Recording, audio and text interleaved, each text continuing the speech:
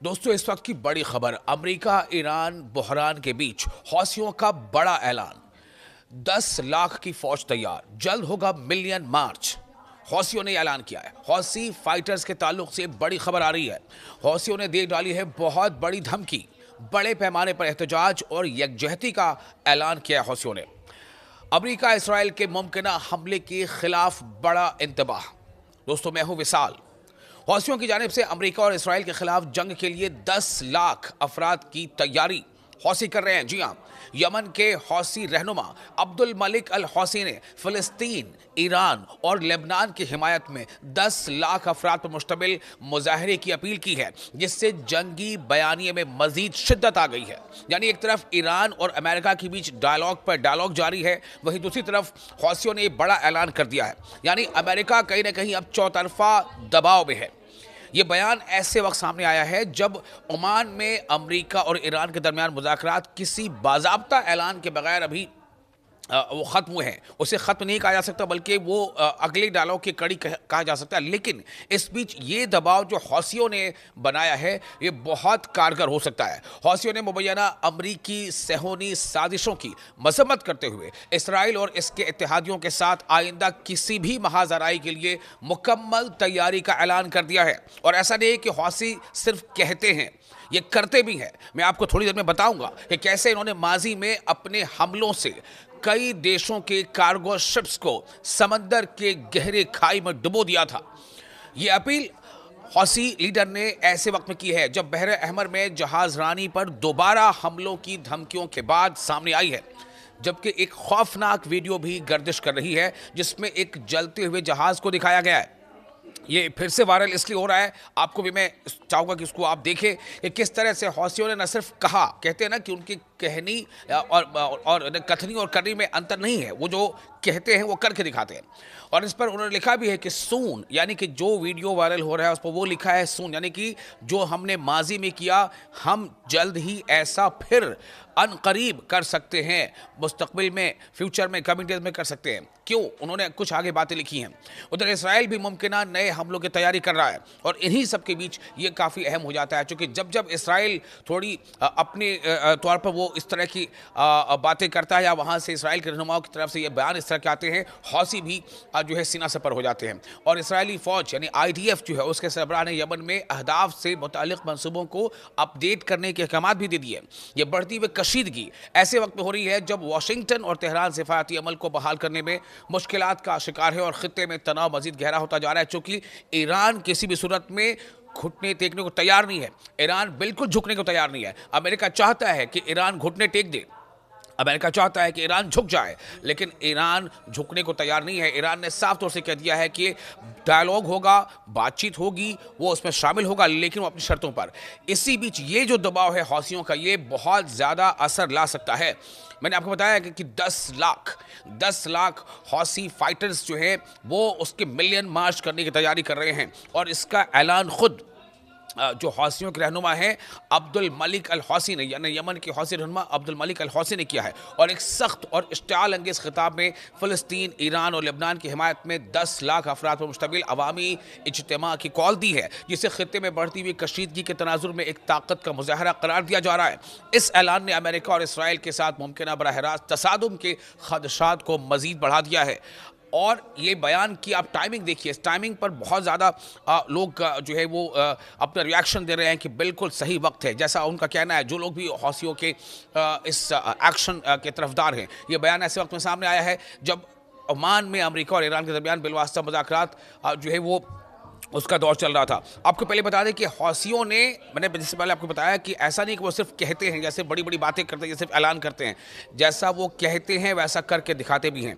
आपको बताता हूँ, एक पूरी इसकी तफसील है मेरे पास कि हौसियों ने माजी में भी जब ऐसा इंतबाह, ऐसी चेतावनी दी थी, तो कैसे उस पर अमल किया था, और इतना अमल किया था, इतना नुकसान पहुँचाया था कि अमेरिका को भी, जी हाँ, अमेरिका जैसे सुपर पावर समझी जाने वाली ताकत को भी मजबूर होकर हौसियों के साथ मुज़ाकरात करने पड़े थे, और सीज फायर करना पड़ा था हौसियों के साथ डायलॉग करके। आपको बताते हैं, याद रखिए, MV एटर्निटी सी ये एक कार्गो शिप था जो एक लाइबेरियन फ्लैग ये शिप था जिसे हौसियों ने अपने उस ऐलान के बाद कि हम बहर अहमर से गुजरने वाले ऐसे तमाम शिप्स को निशाना बनाएंगे जिस पर इसराइल के लिए वो इसराइल बाउंड वो होगा, यानी जो भी शिप इसराइल को जा रहा होगा, चाहे वो इसराइल का हो या ना हो, इसराइल को की तरफ जाने वाले शिप को निशाना बनाएंगे। तो MV इटर्निटी सी को हौसियों ने समुंदर में डुबो दिया था और ये वाक़या था जुलाई 2025 का। जुलाई 2025 में हौसियों ने ये करके दिखाया था। उसके बाद आप देखिए दूसरा cargo ship MV Magic Seas, MV Magic Seas, ये भी एक लाइबेरियन फ्लैग था जो इसराइल की तरफ जा रहा था और इसे हौसियों ने हमला किया था, ये भी जुलाई 2025 में ही, और उसे समंदर की आगोश में डुबो दिया था। तीसरा जो बड़ा हमला था हौसियों का किसी कार्गो शिप पर वो है मिनर्वा ग्रैट। ये डच फ्लैग था, इसमें डच झंडा लगा हुआ था। ये डच फ्लैग जिसमें जनरल कार्गो शिप थी, इसे हौसियों ने हिट किया था अपने मिसाइल से और म्यूनिशन से, और ये हुआ था सितंबर 2025 में। सितंबर 2025 में हौसियों ने करके दिखाया था जिसपे बड़ी आग लग गई थी और जितने क्रू मेंबर्स थे वो जख्मी हो गए थे। एक और जो बड़ा कार्गो शिप था जिसे हौसियों ने निशाना बनाया था वो था MV रुबेमार। MV रुबेमार ये कार्गो वेसल था, इससे काफ़ी नुकसान पहुंचाया था। रिपोर्टेडली ये संक हो, ये डूब ही गया था, ऐसी भी रिपोर्ट बाद में आई थी। और ये हुआ था आपका 2024, सन 2024 के शुरुआती दौर की बात है, जब हौसियों ने इसे एंटी शिप मिसाइल से इन बाब अल मनाब बाबल मंदब यानी स्ट्रेट और रेड सी जो रीजन है उसमें बाबल मंदब इलाके में, उस रीजन में इसको हौसियों ने मार गिराया था। तो मैंने जैसा बताया कि हौसी सिर्फ कहते नहीं है, करके दिखाते हैं। और इस बार जो हौसियों ने ऐलान किया है, ये ऐलान अमेरिका पर और साथ ही साथ इसराइल पर भी भारी पड़ सकता है, तब जबकि ऐसी रिपोर्ट्स आ रही हैं कि इसराइल ईरान पर हमला करने के बारे में कुछ सोच रहा है। ऐसी प्लानिंग, ऐसा मंसूबा इसराइल का है, क्योंकि देखिए हर सूरत में इसराइल चाहता है कि ईरान पर हमला किया जाए। ईरान की जो बढ़ती मिलिट्री ताकत है, ईरान की जो बढ़ती न्यूक्लियर ताकत है, या फिर ईरान की जो बढ़ती मिसाइल टेक्नोलॉजी है, मिसाइल ताकत, उसको नुकसान पहुंचाए, इसे कमजोर किया जाए। और इसीलिए इसराइल ये चाहता है, जो मुबस्सरीन कहते हैं कि इसराइल ये चाहता है कि अमेरिका ईरान पर हमला करे। अमेरिका ये चाहता है कि नहीं चाहता, कि इसराइल ये चाहता है कि अमेरिका ईरान पर हमला करे। तो ऐसी सूरत में कि अगर अमेरिका अगर ईरान पर हमला करने को अपने हक में उतना फायदेमंद नहीं महसूस करता है, तो हो सकता है कि अमेरिका कुछ मसलहत के तहत अपने कदम पीछे हटा ले। लेकिन ऐसे में इसराइल ये चाहेगा कि ईरान पर हमला कर दे, इसके लिए वो कोशिशों में मसरूफ है। लेकिन इसराइल की इस कोशिश को बड़ा धक्का हौसियों ने दे दिया है अपने इस बड़े ऐलान से। आपको ये वीडियो कैसा लगा, आप अपने कमेंट्स हमें कमेंट्स बॉक्स में शेयर जरूर कर सकते हैं। ईरान मिसाइल, दोस्तों अमेरिका और ईरान का जो बहरान है वो किस मकाम तक पहुंचा है? क्या दोनों में बातचीत हो चुकी है? क्या अब ये इस बात पर इत्तेफाक हो गया है कि डायलॉग ही आगे चलता रहेगा और कोई किसी तरह से स्टाइल अंगेज ना तो बातें होंगी ना कोई स्टाइल अंगेज एक्टिविटी होगी? इन सब के बीच एक बड़ा सवाल तो बना हुआ है ही। आपको बता दें कि ईरान की तरफ से एक बड़ा ऐलान सामने आया है। आपको इससे पहले मैंने बताया था कि अमेरिका किन शर्तों पर चाहता है कि ईरान को वो झुका दे। अमेरिका चाहता है कि ईरान पूरी तरह से अपना न्यूक्लियर जो अफजूदगी का अमल को रोक दे। अमेरिका चाहता है कि मिसाइल का जो उसका मंसूबा है, जो उसकी टेक्नोलॉजी, जो उसकी डेवलपमेंटल वर्क्स है, उसको वो लिमिट कर दे। ईरान ने कहा कि वो ऐसा कुछ भी नहीं करेगा।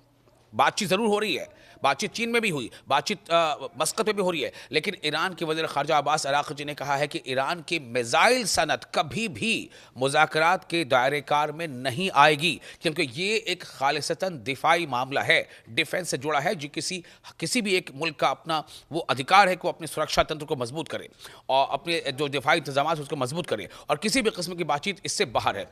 दोस्तों मैं हूँ विशाल, आपको इस वक्त की बड़ी खबर दे रहा हूं। बड़ी खबर यही है कि ईरान ने अमेरिका को क्लियर कट ये बता दिया है कि ईरान की मिसाइल सनत कभी भी डायलॉग के दायरेकार में नहीं आएगी, यानी मिसाइल टेक्नोलॉजी और इसकी डेवलपमेंट पर किसी तरह की रोक पर कोई बातचीत नहीं होगी, क्योंकि ये सीधे सीधे मुल्क की सालमियत और उसके दिफा से जुड़ा मामला है।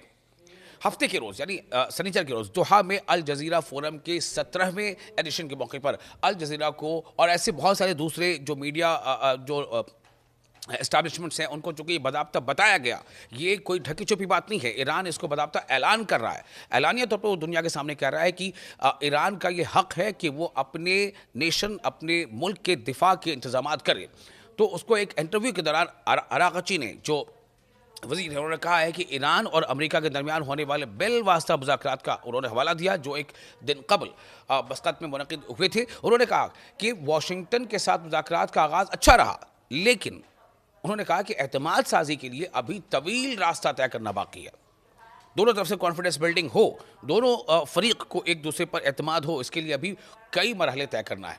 साथ ही ईरानी वजीर खारजा ने वाजे किया कि अमेरिका के साथ होने वाली बातचीत बिलवास्ता थी और सिर्फ जौहरी मसले तक महदूद रही, मतलब सिर्फ और सिर्फ न्यूक्लियर अफजूदगी के अमल तक महदूद रही है। यानी कोई डायलॉग ईरान न तो करेगा, न किया है ईरान ने, किस पर?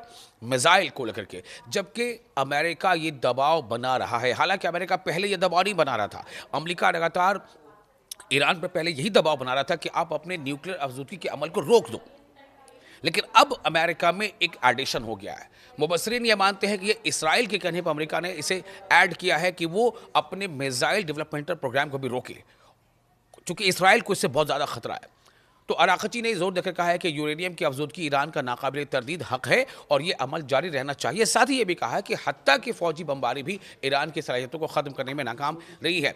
अराक़ची ने इस बात पर भी जोर दिया है कि 0% अफजूदगी मुज़ाकरात के एजेंडे में शामिल नहीं है, यानी कि न्यूक्लियर अफजूदगी का अमल बिल्कुल सिफर हो जाए, ये भी इस एजेंडे का हिस्सा नहीं है। वो भी कुछ हद तक जारी रहेगा। ठीक है कि उसमें हम उससे कुछ कम कर सकते हैं, लेकिन 0% हो ऐसा नहीं हो सकता, 0% हो ऐसा नहीं हो सकता।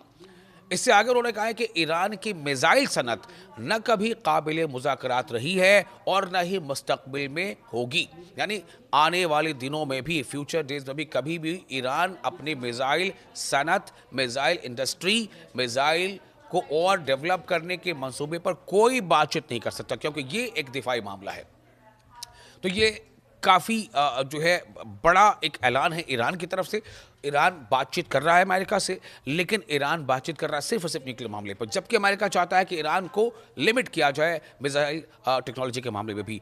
और जैसे मैंने पहले बताया कि दरअसल ईरान से या ईरान की मिसाइल टेक्नोलॉजी से जितना खतरा अमेरिका को नहीं, उतना ज़्यादा खतरा इसराइल को है। और इसराइल चाहता है दरअसल कि ईरान अपनी म्यूजिकल जो मिसाइल को डेवलप करने की टेक्नोलॉजी है, उसे तरक्की देने की टेक्नोलॉजी, उसे रोके। लेकिन इसी बीच आपको ये बता दें कि ईरान ने बहुत ही सक्सेसफुली ICBM यानी इंटर कॉन्टिनेंटल बैलिस्टिक मिसाइल का भी तजुर्बा कर लिया है। इसमें एक बड़ा नाम खुर्रम शहर मिसाइल का है।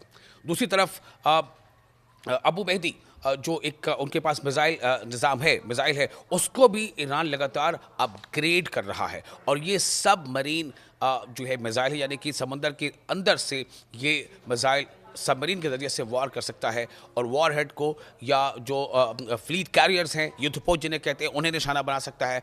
यहाँ तक कि समुद्र से हवा में भी मार कर सकता है। तो इससे भी लगातार ईरान अपग्रेड करता जा रहा है। और दूसरी तरफ ऐसे ICBM मिसाइल जो एक बर्र आज़म से दूसरे बर्र आज़म यानी इंटर कॉन्टिनेंटल भी मार करने की सलाहियत रखते हैं, उसका असर ये है कि अमेरिका का कोई भी शहर अब ईरान के मिसाइल के रेंज में है।